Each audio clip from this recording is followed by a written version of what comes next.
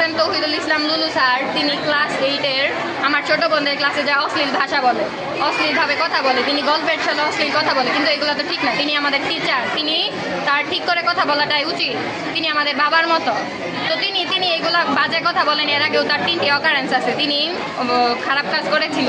তারপরে তিনি আজকে যে চলে গেল, আজকে যাওয়ার সময় আমরা অনেক কিছু করে সে স্কুল থেকে বের হলো, কিন্তু যাওয়ার সময় তিনি আমাদের ছেড়ে দিয়ে গেল যে আমি কিছু করি নাই, আমাকে তোমরা এইগুলা বললা, আমি তোমাদের দেখে নিব, আমি তোমাদের সামনে। আর আমি কিন্তু এই স্কুল থেকে একবারে গেলাম না, এটাও তিনি বলে গেছেন। যে আমাদের ক্লাসে এসে অনেক ধরনের অশ্লীল কথা বলে। সে নাকি একদিন ঘুরতে গেছিল, সেখানে একটা মেয়ের শাড়ি খুলে গেছিল, সেটা দেখে বলে অনেক খুশি হয়েছিল, বা অনেক নজরে আমাদের দিকে তাকায়।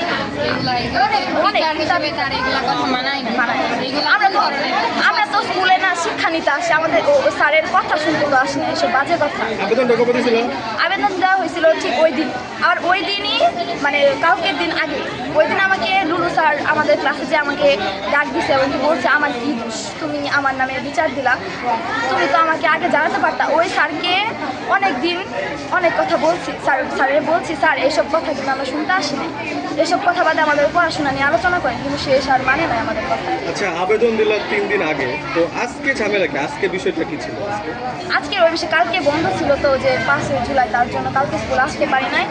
আর আমাদের সভাপতি আসার কথা ছিল আজকে, সে আসছিল এবং কি বিচার না করে আমাদের সাথে কথা না বলে সে চলে গেছে।